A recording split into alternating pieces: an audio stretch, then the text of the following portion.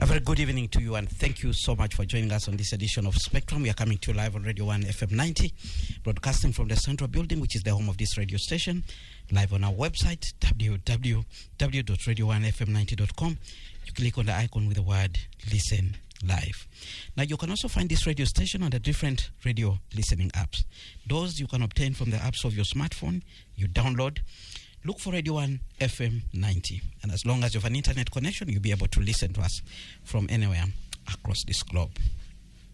Join us in this discussion by sharing with us your thoughts via the WhatsApp line 0703 090 090.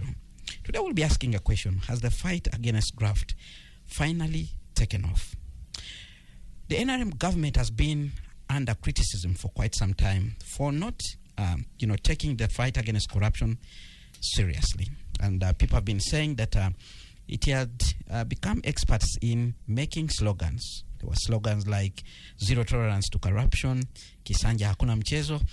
But at his recent swearing in, President Yoweri Museveni said he was determined to fight corruption and also fight poverty. Now, the actions that have been taken against the former Speaker of Parliament, Anita Among, have been, used as an indicator that indeed the government is serious against tackling corruption. Well, you will remember there were a public outcry about what was going on in Parliament when allegations came out. It hurts to the core. It's 22 years of. When allegations came out that there were people who were 4 games in against Liverpool. There was a lot of criticism. A lot of people. That public resources were being swindled left, right, and center. You remember that famous parliamentary exhibition which brought out a number of things. As we speak today, a number of properties belonging to Anita Among have been searched by the police. Today, they took that much talked about vehicle, the Rolls Royce, which is said to be valued at around 3.4 billion shillings. They towed it together with another car from one of her homes in Makindye division. So today we'll be looking at this situation. What does it mean for the fight against corruption in our country, but also for members of parliament who will be sworn in, who have already been sworn in and slated to hold their first sitting on the 25th, and during which they will also elect a new speaker. Remember, last night, Speaker Anita Among did withdraw her candidature from that particular race, and the NRM members seem to have endorsed the current Minister of Defense, that is Jacob Oboth, for that particular position. The search for the Deputy Speaker is still going on, and according to the information that we have, it's likely that the Honorable Thomas Tayeba will not be the Deputy Speaker. I have 2 guests in studio today. Let me introduce them. The Honorable Meddie Mulumba is the chairman of the NRM party in Iluka district, served this country as a member of parliament, but he also served as commissioner at the Uganda Human Rights Commission. Good evening, Honorable. It's a pleasure having you on the Spectrum. Good evening, Anderson, and good evening, listeners. I'm glad to be here with you today. Also in studio, Mr. Godber Tumushabe, Associate Director at the Great Lakes Institute for Strategic Studies. He's also a pundit on governance and development matters. Good evening, Godber. Thank you so much for joining us today. Yeah, good evening, colleagues, and good evening, our listeners. All right. I think I should begin with you, Honorable Mulumba. Very quickly, your quick thoughts about these developments that we are seeing in our country. I was speaking to some people who live outside this country, and they were saying it's like a movie scene, the things that they are seeing on their phones, and wondering what could be going on. Are you surprised with what we are seeing today? Thank you, Anderson. The fight against corruption and what is happening today is that a critical and paradoxical, yet a dramatic way of fighting corruption that is taking place. At the moment, we are looking at high people in high places of power. For example, the speaker is third in the queue, where there is the perception that now there is a red line to corruption, where the feeling is that anybody, regardless of your stature, you can be dealt with. But as we are looking at all those things, we must also be cognizant of the recent past, because when we're looking at the fight against corruption, there are so many institutions that were put in place to fight the corruption. We have the DPP, we have the IGG, we have the Auditor General, we have financial intelligence, we have accounting officers, we have ISO, we have ESO. It is so terrifying to see what these institutions have been doing. We're asking ourselves, where are these institutions? Have they been compromised? Have they been sleeping? Because if you are saying that you want a fight against corruption, it must be holistic. We want to see those institutions working, but actually we are seeing those institutions are not working. We are seeing that the graft, the corruption, the bribery that has been taking place has taken place for years. And somehow those institutions have failed to detect that. But nevertheless, when we look at the way they're searching the Speaker of Parliament, who is number 3 in the queue, like I was telling you, it is a critical time, it is dramatic, and we're thinking that we are watching to see. You know, when you look at corruption, we have seen so many things that have taken place. This corruption fight has been publicized. But so many people know what is taking place, and so many people are waiting to see how it is going to end. And I just call upon the people, the security agencies, the judiciary, all those that are involved in this thing, to make sure that this thing gets its final conclusion. Well, I've seen this. One will not understand you when you say it's dramatic. It's what, Yet, as I remember, you belong to the class of people who have been saying the big fish, the big fish. Now, you have number 3 in the hierarchy.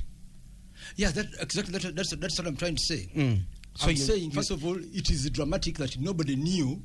I think even Anita herself never knew that yesterday he will be renouncing that he's not going to run for speakership. You know, nobody knew 2 weeks ago that we had that monster of a car which is now being discussed everywhere, because everybody knows it, that we have a Rolls Royce, very powerful car, and then that we have billions and billions of shillings in somebody's houses. So it is dramatic. You know, when they say that we have a search in Ukedea, in Viende, in Chigo, in Nakasero, in Kololo, everywhere. What more do you want? Not to be dramatic. But then again, we're also looking at things. For example, you know the scandal about the bribery. The bribery case against MPs, 3 MPs, who are trying to solicit money from Human Rights Commission. You recall those? You recall that? The president came up and said, I have overwhelming evidence against these people. Then, unfortunately, the DPP lost interest in the case. So that's why I'm telling you that it is dramatic in a way that everybody from Arua to Kisoro is knowing what is taking place. Well, when you say you want to see the fight being holistic, what are you saying? For example, all that money, was it stolen by Anita alone? Don't you think we must be searching so many people? What is financial intelligence saying about this? What is the Auditor General saying about this? What is finance saying about this? Who was doing appropriations?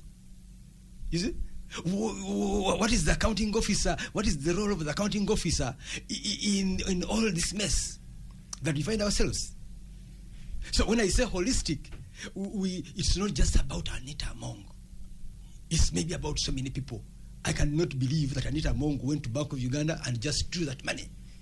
I'm saying that if we are looking at this thing, let us call to book everybody who was involved in this in this corruption scandal. You know, we have seen in some places where they say zero tolerance to corruption, they can arrest so many people, and until those people satisfy the arresting authorities, that's when they are released. You know? All right. Let's bring in Mr. Godber Tumushabe. Godber, you have also been among those people who have been saying that you need to see the big fish, the fight against corruption, kid gloves, such things that you've been saying for very many years. First of all, I have not talked about the big fish, but I basically talk about the fact that for me, a thief is a thief. Yeah? Whether big, whether small. And I should also say that in principle, when you have a group of thieves, even in a village or in a country like Uganda, taking out one thief at least is one thief less. Because there are also people who say, no, but they have arrested this one, how come they are not arresting the others? So in principle, we need to agree that anybody who steals taxpayer monies, if you are arrested, if you are caught and you are dealt with, then that's one thief less. But I think that in the case of Anita Mong, there are a couple of things that I would really want to highlight. One is that we have to separate between the basics and the structural problems, because Anita Mong is a product of the structural conditions that define corruption in this country. So Anita Mong is not just like the problem. So she could be one thief that steals from taxpayers, both formally and informally, legally and illegally, but she is not the problem. She is just a product of a problem. And it's surprising. Meddie talks about Meddie. When you talk, someone feels like this is not a man who is in government, because you guys, there's a lot of frustration. You are government. No, actually, first of all, why I'm talking about the institutions, I think the institutions are actually undermining the efforts of the president. That's why you what must is talk. the president doing? Actually, that's why. Are the institutions the ones undermining, or they are too weak, or they have been? Actually, they are too weak. Or they have been overpowered. They are too weak. Why are they weak? I don't know. But the law gives them the power. All right, let's go back to Godber. They're sleeping on their job. Yeah? No, they are not sleeping. they are victims of the brokenness that this group called NRM has created here for the last 40 years. In fact, if you are a person who loves Uganda, your worry should not even be about that Anita Mong bought some powerful car or has been found with 100 billion in a house. Your worry should be the fact that when you after you have all the institutions that Meddie has ably described, the Financial Intelligence Authority, the Uganda Police, and all of the others, your worry must be that all of a sudden the people are saying, it is Mohozi who has ordered for the arrest of Anita Mong. It is Kabanda who goes to a meeting and say, now you or both, you are going to be the next speaker. It is there are certain kind of, NRM has created a level of informality where things are done almost in a mob way. So we call it mobocracy. Because you can't have a country that is running properly, that is governed properly, and you have a Speaker of Parliament being arrested or investigated, and the Inspector General of Police is nowhere to be seen. He can't say anything. The spokesperson of police is in hiding. You just need to see how broken we are as a country. Because you cannot What do you want them to say? You cannot fight lawlessness. There's an investigation going on. By who? By a joint security team. That joint security thing is also part of the corruption. Because they are institutions of state created under the Constitution. They have their mandates. The Army, USCDF, Chief of Defense Forces, you are supposed to be there in Garamba. in DRC, in Somalia, where we have our forces deployed and fighting. What reason do you have to be there doing law enforcement work? 10 trillion shillings being stolen annually. That could be the Garamba in Uganda. Yeah, so but Huge a lot of money. But that's not the mandate of the UPDF under the Constitution. The framers of the Constitution know that there is an institution called the police force, and it has the mandate to investigate crime. If you tell me that Uganda police has, after 40 years of this regime, has not built a national police force that can investigate stealing of 10 trillion shillings, then this regime needs to be quitting. Well, Godber, yeah. Like you said, at the end of the day, you want to see the outcome.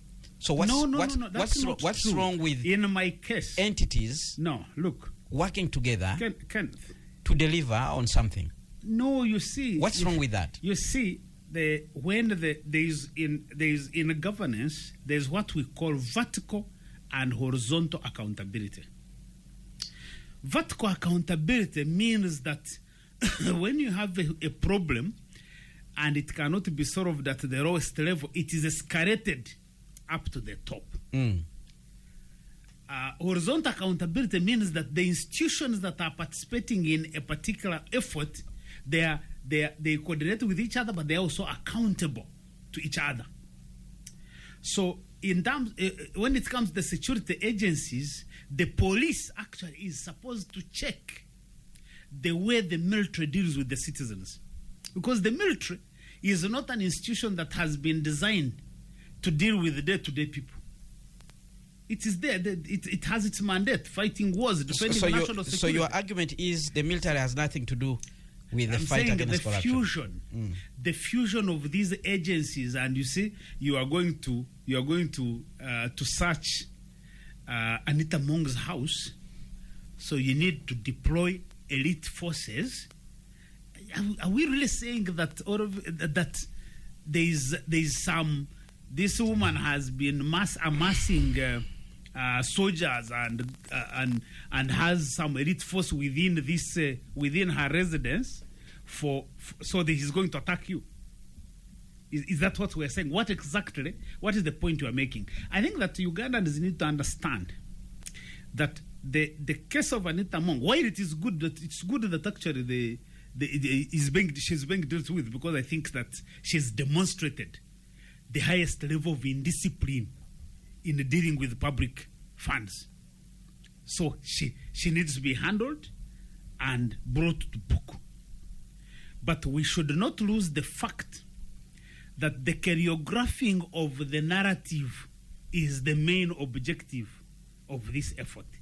So in other words, the president said this is Exanja, no corruption. The son says, I am Operation Maliza Ufisadi. I'm against corruption. His group, that group of Pirao, you know. It's TLU. Yeah? TLU. PLU. Patriotic. Are you a member, Meddie? Yes. You are a member. We know that the guys normally meet and eat rice and chicken, so there's no problem.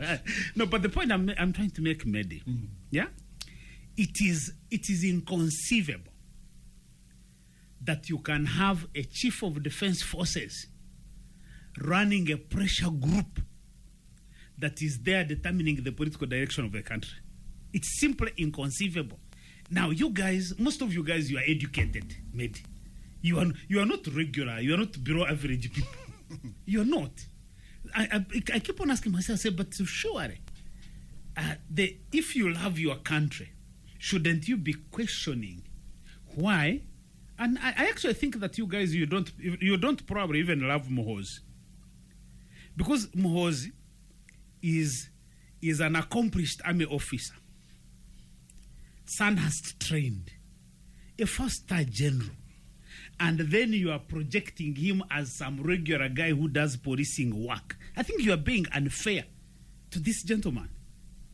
So that's why no, you are being unfair, because for you who say you are his enthusiasts. Muhoozi is being patriotic. No, that's not true. So those of you who say you are his enthusiasts, you should be working to defend his image and the image of this country, as because Muhoozi being a chief of defense forces is significant for us as a country. He needs to be protected, so that that office of CDF needs to be protected. But you guys, you drag him into all these petty things, and you have some of your people quarreling on social media, and you are like, but surely, are you sure these are being done by Muhoozi as our CDF? Or do these people actually like him, or they are actually trying to use him to be able to achieve their political objectives? So it's the same thing with this campaign, that all that you are saying. And I saw I think the most precise articulation of this narrative was made by Andrew Mwenda in his independent column, The Last Word, for the last week, where he said that Muhoozi ordered the arrest of Anita Mong, and he described the effort as unprecedented. He says it was unprecedented, a bold decision, and a stubborn decision. And I'm saying, surely, even Andrew Mwenda, I mean, arresting a thief, there's nothing unprecedented or bold about arresting a thief. A thief is a thief, whether you are a speaker, whether you are an MP or a chairman of C5, or a regular guy like me and Kenneth. So the narrative that people are trying to drive, that we have an anti-corruption czar called Muhoozi. In fact, if Muhoozi was to be was to take the crown, which maybe he needs, and the Pirao people need him to take. It's not Pilau, PLU. PLU. Yeah. Yes. If he was to take, then you guys would be voting for this gentleman now to be appointed Inspector General of Police, because he can still exercise the same power, and then he goes for these guys. But to turn the UPDF into a regular policing force dealing with regular crime called corruption, I think you are being unfair to someone who is as accomplished as Muhoozi. All right, let's go back to the Honorable Mulumba. Honorable Mulumba, what would be your quick response? My quick response is, first of all, I want to say this, that Kabanda, PLU, is a component of NRM. And it's a pressure group. And the Kabanda... It's an NRM pressure group. Yes. Actually, Kabanda is an NRM member of parliament. So when he's saying that, he's not just saying it as PLU, but it's building a consensus, and NRM is going to have a meeting, a caucus meeting, where they're going to decide who is going to be speaker. I think when you listen to the president when he was swearing in, it was very, very clear. The president is frustrated with the corruption, and he said, this is Chisanja, no corruption, and this is Chisanja, no sleep. Now, when he came up with Chisanja, no corruption, Chisanja, no sleep, with all those dignitaries, they came and they said, you know what, when they realized what was happening, what Anita had amassed, it actually became a security threat. And by the way, when you look at the military establishment, the CDF is the command of all those forces. Anita's wealth was a security threat. Oh yes, it's a security threat. Can you define that for us? You know, when somebody has all that money, and somebody was saying, how can you have liquidity which is bigger than what government has? Because you know the money that they are discovering is endless. It can cause inflation, it can cause disturbances, it can cause so many things, and that's why they're investigating it. But now, having said that, for me, the frustration that we have, we want all the people who are involved to be brought to book. Like who? Give us some names. We know the Parliamentary Commission was involved. We want to see what was the Auditor General doing. What was, for example, were all these properties declared by the IGG? To the IGG. To the IGG? If they're not declared, what was the IGG doing? We want to know financial intelligence. If they are not declared, would know where they are? Would he know would the IGG know where they are? If they are not declared? They would, because some of these things have been, they've been talking about them in the media. They've been talking to them in the media. It is not just declaring your wealth and somebody just keeps quiet. If somebody is saying, like the serialization of the money that has been stolen, if somebody say that they are getting 4 billion a day, where is the financial intelligence? What is it doing? We want to know what is it doing. How can somebody have all that money? And by the way, I think it is also high time that we know Bank of Uganda must devise a way to know where is the money going. I think you're asking too much. No, it's not asking too much. That's what I'm saying. Meddie is speaking like he's not in the government. All right, Spectrum on Radio 1 FM. We're going to go for a quick break. When we return, we'll continue reflecting on the issues that have continued to unfold. Honorable Meddie Mulumba is still insisting that the institutions are not doing their work, but some people will actually say they have been overpowered and domineered by the presidency, because there is one particular Inspector General of Government, Lady Justice Mulyagonja, when she was leaving office, she said she has been trying to catch the thieves, but they run and hide behind the presidency. Let's go for a quick break. Keep your comments coming via the WhatsApp line 0703 090 090. Spectrum continues after this break. Well, we're glad that you're still with us on Spectrum, live on Radio 1 FM 90. My name is Kenneth Anderson Lukwago, and I have two guests in studio today. The Honorable Meddie Mulumba. He's the chairperson of the NRM in Luka District, that is in Busoga. Served this country as a member of parliament, but as also a member of the commission at the Uganda Human Rights Commission. Also in studio, Mr. Godber Tumushabe, Associate Director at the Great Lakes Institute for Strategic Studies. He's also a pundit on governance and development matters. We are looking at the fight against corruption in our country in light of what has been happening, what continues to happen to the former Speaker of Parliament, Anita Among. Now, Honorable Meddie Mulumba, let me also begin with you on this issue. There's been a notion that what we are seeing now is more political than the fight against corruption. The NRM simply wanted to kick out Anita Among, replace her. She had become so powerful. Possibly aim was to become president at a certain point, and therefore in the politics of succession she had to be eliminated, and the opportunity that presented itself is her handling of public resources. What would you say about that? What I would say, first of all, there's one item I wanted to respond to. I think General Muhoozi, first of all, came up clearly and said he abhorred corruption. And then later he said that he has withdrawn, revoked his support for Anita because of corruption. And but Meddie, don't mislead us. He didn't state clearly why. When he endorsed, you are saying he didn't know that Anita was corrupt when he endorsed. You and me don't know. Let's use the word allegedly corrupt, allegedly, because she has not yet been convicted. Allegedly corrupt.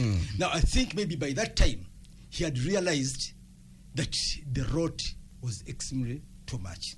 And really, I cannot fault him for saying that he wants to fight corruption.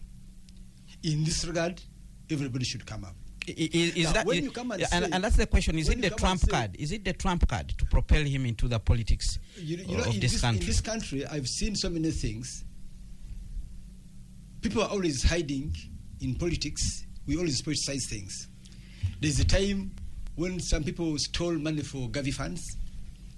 People from their areas came and they begged, they said, our son, our son, our son. But he was their son. Yes, but they said, was there anything wrong with that? Forgive our son. They said it was politics. Yeah? They released those people. Now here, we are seeing Anita being probed for the whatever. The king of Viteso had first of all come up saying that we leave our daughter. Now, it is easy for somebody to say they're politicizing. But certainly, we are going to have another speaker. And that speaker is not going to be maybe Muhoozi. is going to be some other member of parliament who is going to be elected as a speaker. You are chairperson of the NRM in Luka this week. Yes, surely, if there is anyone who understands whether Anita was becoming so powerful politically within the political party, it should be someone like you.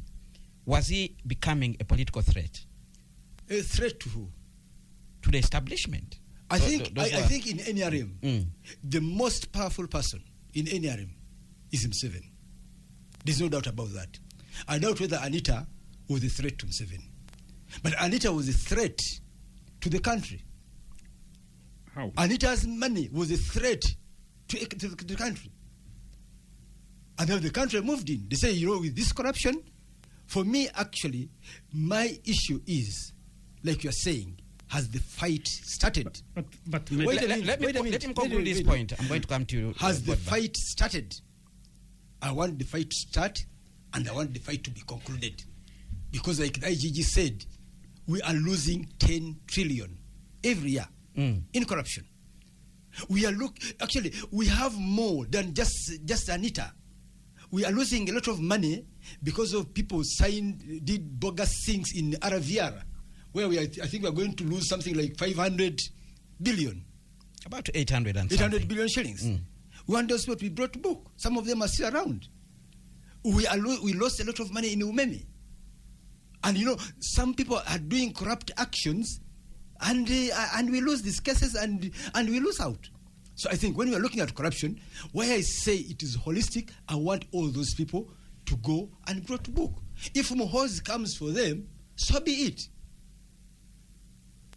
But we want something to be concluded.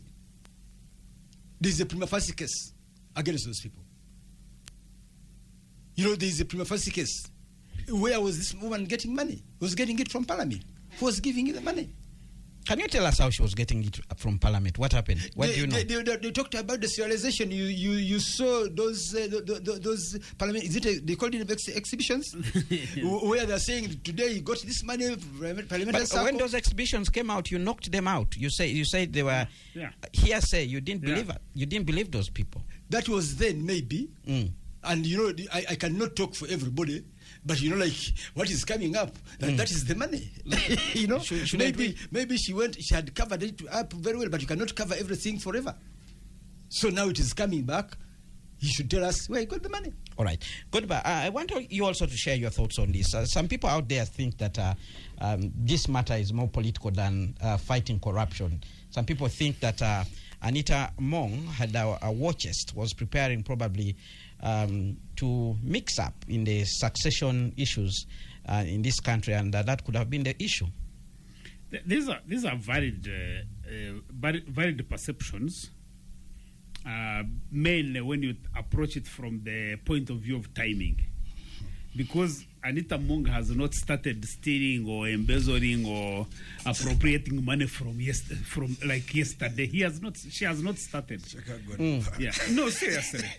She has been doing this.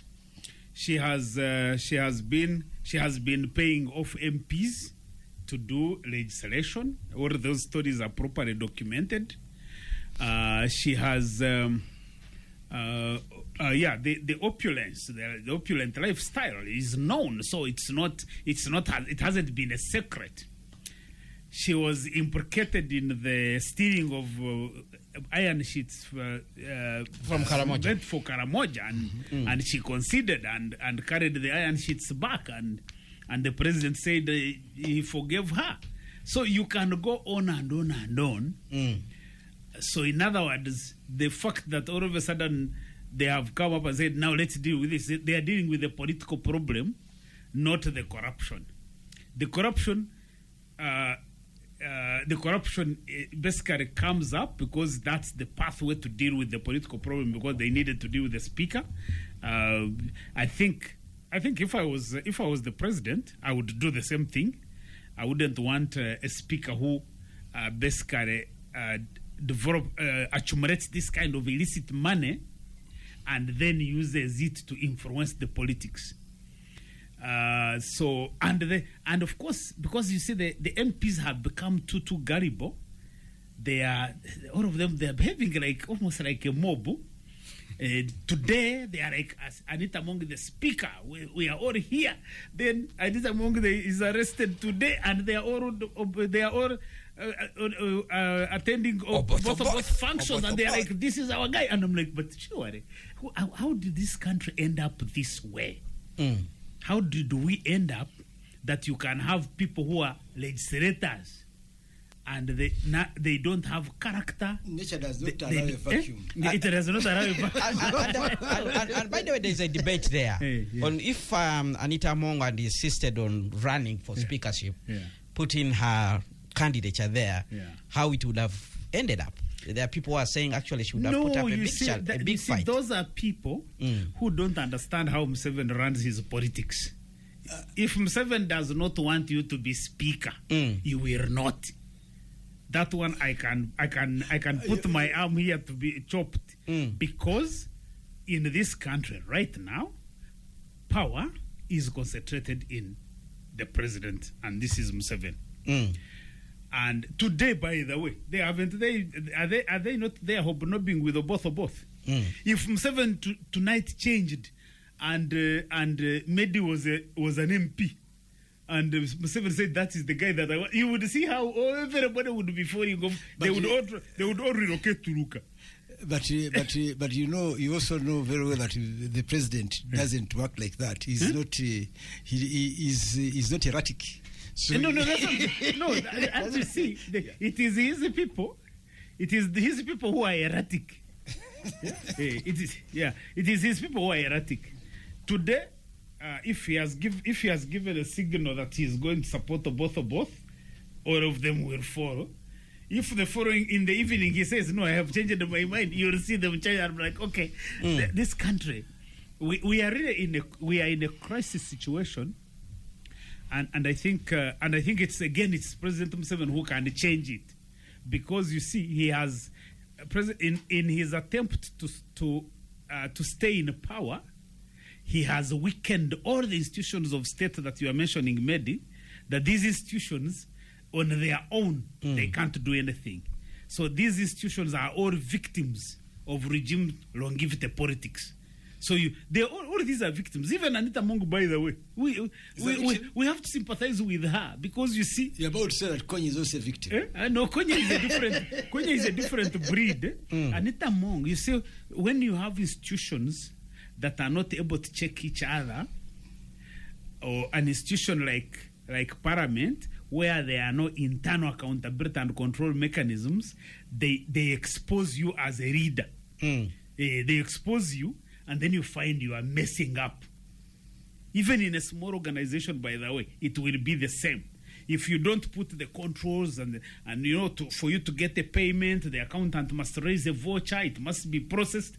If you were a CEO who picks up a check and every day you are writing the checks, you end up abusing the entire process. So Anita Among is in the same problem, where the parliament has been so weakened and instrumentalized against the people.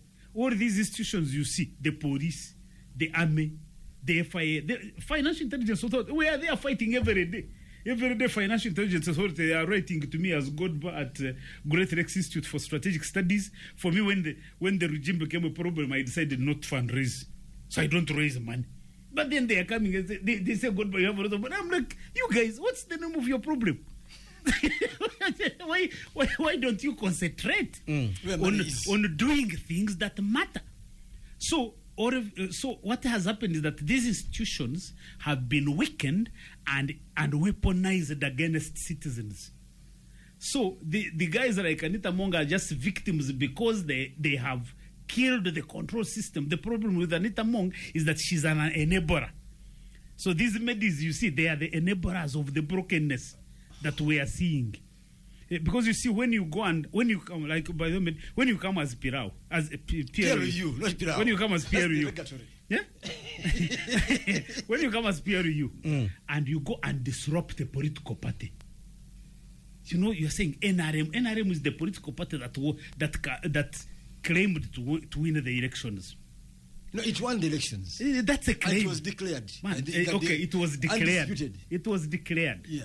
So it's not the Secretary General of NRM that is announcing that Oboth is going to be our candidate for Speaker. It is the Pirao person who is the PLU person. Yeah. The PLU person said that our candidate is Oboth. Yeah. Now it's going to go to the NRM caucus. The fact that you have a pressure group that is chaired by the Chief of Defense Forces and it can go out there and interfere with the political process is corruption itself. If you want to know the real corruption that is dangerous to the country, it's that corruption that is embedded in the institutions and structures that have been created. So that corruption becomes structure, and it is very difficult to eliminate it because that's structural corruption. Yeah, everybody is positioning, and this one creates this group, and the other one creates this one, and then the system gives these groups like PLU to have a frontline operation. That is the structural corruption that is basically bringing this country to its knees. By the way, Jerome Hose is the chairperson of and the founder of PLU. When it was made CDF, somehow it is now Toyota who is the actual chairperson. That is immaterial. I'm sorry, Meddie. It is immaterial. That's immaterial. Yeah? Right. You need to count Ugandans some clever. So Spectrum on Radio 1 FM 90. I think at this point, let's sample some of the comments that are coming in from the listener to see their contribution to this discussion. Our topic of discussion today, we are looking at the fight against corruption. President Yoweri Museveni promised an operation. He actually said, if there is need for a war, I will go for another war, when he was speaking to the NRM MPs in Chankwanzi. And today we are having a discussion there to try and understand, has that war started? Let's get some of the comments that are coming in, and I want to begin with Duncan. Duncan writes in and says, Ken, I have had Godber for some time, but he appears to be a pessimist and had nothing good has nothing good in Uganda. No wonder he's not even an LOC1. That's a comment from Duncan there. Why does he wish me to be? Duncan wishes me to be LOC1. He says you are nowhere. That's not being fair. We have somebody writing here and says, if we were to effectively fight corruption, there must be stronger systems and laws that go beyond public statements and investigations alone. Looking at recent cases involving public officials, many situations when often generate public attention but later appear to fade without visible outcomes. There should be strong accountability mechanisms where individuals are required to explain wealth or assets that appear to be inconsistent with their known sources of income. Where assets cannot be reasonably accounted for through due process, appropriate legal action should be followed, and recovery of public resources and the resources returned to the public coffers. Without such systems in place, we may continue feeling that corruption cases begin strong attention but end without any meaningful action. That's Luanga Habat there, listening in from Matuga. Another comment from Moses, who says, good evening, Kenneth. Thanks for the show. Our area in Bulindo, Chiwologoma, Kimwanyi, Nakwero still experiences, well, this is an old message, but let's get this. Good evening, Kenneth. Thanks for the show. My take is that the case of Anita Mong is largely political rather than the intent to fight corruption per se. I will only be convinced if what's unfolding culminates into breaking ground a syndicate corruption we observe in this country. I'm afraid it might turn out to be an isolated case like any other previous attempts to fight corruption. Remember the Mabati syndicate corruption? How many were prosecuted other than the sacrificial lamb Nandutu? How about that alleged alleged parliament Minister of Finance syndicate corruption in the national budget making process? How did it end? etc, etc. We are keenly watching the space. That is Moses, who is listening in from Chira. Sam Bukose writes in and says, hello, Ken. Tell Tumushabe that the majority of Ugandans have come to love MK. His actions are no longer political. We also have what's called military operations other than war. Afande Isoke is heading military operations other than war, and he reports to the CDF. CDF should continue cleaning all institutions, and I'm praying that he is made Minister of Defense in the next cabinet as he prepares to become our next president. That is Sam Bukose tuning in from Amsterdam with that particular comment. Although he writes in and says, good evening. He's listening in from Nansana. Thanks for the program. The only crime of Anita was refusing to step down for Oboth. That's why she was disarmed financially. But we have more corrupt people in Uganda more than Anita. But are inside Yellow Bus Company Limited, saying yes to the driver. NB Anita is going to be appointed in cabinet. Well, in a statement last night, she said she would be ready to serve in any capacity, but some people on social media were saying that should not be accepted. We have another lengthy contribution here by Richard, who says, Anderson asked Godber to advise Deputy Governor Bank of Uganda to encourage Museveni to implement an immediate currency devaluation for a short period of time. All money kept in houses will come out. Also, foreign currency and exchange should be centralized to Bank of Uganda for some period, and all foreign currency marked, just as the dollar was treated in Afghanistan. That's a comment from Richard there. Many more comments coming in. We have another comment here from Grace. Grace writes in and says, good evening, Kenneth, and the guests in studio. Let's first go back to people who took property from DRC Congo. We are paying money even we didn't get as a country. That's corruption. That's corruption, period. That's Grace Kawanda, who is talking about that famous case about the plunder of the DRC. Patrick Sewanyana writes in and says, thanks for the program. Spectrum, I'm tuned in. Thanks for the good show. People are suffering on the street, and you steal the money of the country. That's not good. Let's fight this vice. That's Patrick Sewanyana listening in from Balintuma Road. More comments coming in. And good evening, Spectrum. I had never been attracted to General MK, but this single action of him positioning himself to fight corruption has made him win my heart, and I will join PLU soon. As ordinary Ugandans, we only want peace, good roads, good health care services, and a befitting education for our children, which enjoyment we are is being interfered with by the selfish people like Anita Antoniette Among. That's Aboli Omido with that particular comment. Well, I must state that Miss Anita Among has not yet been convicted, so we may not conclusively say that she's corrupt. Then we have another comment. Whatever is happening with the speaker has exposed the failures in the government system that we have failed to execute, that have failed to execute their mandate. And the message, Honorable Triple A is basically a victim of circumstances from her humble background. She welcomed herself on the royals' dining table, and she only showed bad manners of exhibiting the meals served. The alleged containers with brand new both local currencies through cross-border. What is the role of Financial Intelligence Authority, Bank of Uganda, URA in this movie we are watching? Honorable Commander of NRM PLU, what is the role of PLU, which isn't even a registered party without even MPs in Parliament? In my opinion, let systems work other than individuals. That's Kamogo Fred Keta listening in from Chira Municipality. One last comment before we get responses. Good evening, Radio 1. Hope that operation will not only end with Anita Annette Among. More are there. Now, where does the money discovered go to? That's the question. The money that is being discovered, where will it be going? A good concern.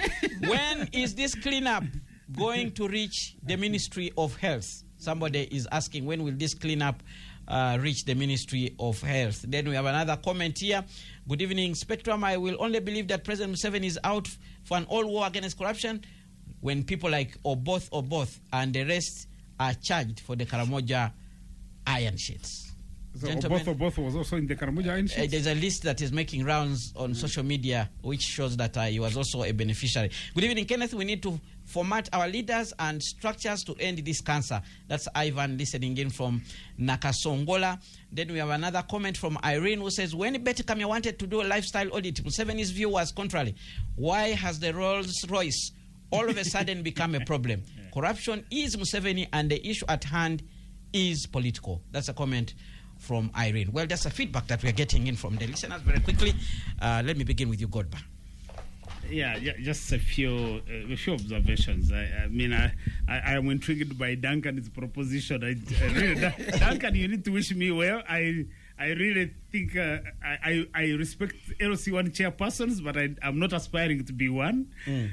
So really, I think you need to wish me something a little bit bigger, maybe like Meddie. I think his argument is that I understand. you are Of so course, I understand. inconsequential that you cannot even be an LC1. Yeah, no, absolutely, and I take it in good faith. All right.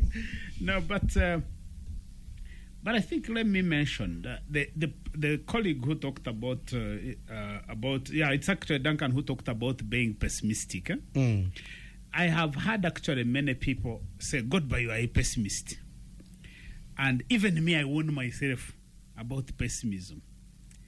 Now, as someone who has spent all my career, I have a career that spans over 30 years, and mainly doing research.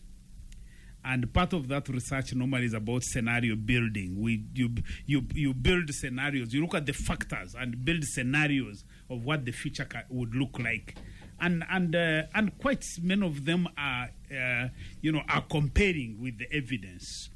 So in other words, I never try to be optimistic where I don't see factors that make me feel optimistic. Right. Now, I have argued time and again, and I would want to repeat it. These are our time. These are the times. I've argued and said, President Museveni at this moment, President Museveni I call him our good leader past prime time. So this is a good leader, but his time is gone. And even if he wanted to create a corruption-free system, he has no capacity to create it, because he runs an organization that is corruption itself. That's why I say NRM is a corruption enterprise. The way it's structured, the way it's organized. All right. Yeah, it's so you cannot just fight corruption without dealing with the structural conditions that make all this hemorrhage possible. All right, Honorable Mulumba, your final say as we come to the end of this show. Thank you very much. What I want to say, the fight has taken off in a sense that high-level figures like the Speaker are now publicly being investigated, and they're actually even announcing, saying that now they're not going to run for Speaker because they've known that it is serious. It's unfortunate, though, that you have the judiciary and other institutions, like everybody is saying, they are weak and sluggish. We want them to be more vibrant. All right. If we want a sustained fight against corruption. All right. Wait a minute. When it comes to General Muhoozi, what we need right now is a fight against corruption. If he is going to lead the fight against corruption conclusively, so be it. So be it. All right, with that we come to the end of Spectrum. Thank you very much, my dear guests, and the listener for tuning in, but also contributing to this discussion. Tomorrow, same time, another topic will be on air. Stay tuned to Radio 1 FM 90, because the news in English with Miss Josephine Dagano is up next. Thereafter, we'll have the Soul Train with BB.